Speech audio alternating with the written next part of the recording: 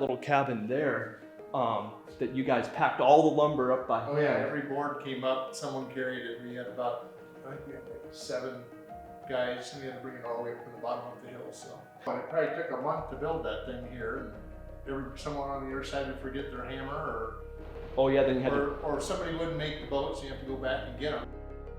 So the thing I'm concerned about is you moving all the material to the top of the hill. It just seems like there's a lot of things could go wrong with that. I had a brainstorm though. I want to run it past you. I talked to Timberline Helicopters and we discussed the island and the location, and I think this is going to be a pretty good option. Probably even the same price as what we figured for transporting all the material on a barge. Good news, the helicopter is a go May 19th.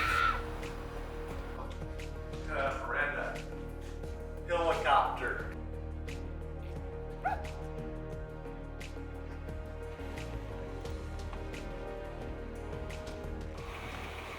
How's it going? Good, good. Feel good about it? I was getting nervous, but now I'm actually excited because we've never done this before. Yeah. But we've got it put together pretty good. Okay. Okay. Get it.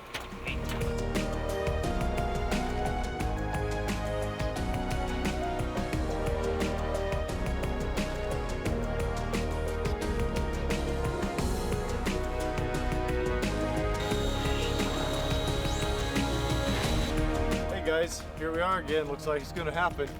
It's a 12 by 24 building finished out on the inside. So this is the roofing package. Everything's there, and we have 3 guys out on the island that are going to put it all together.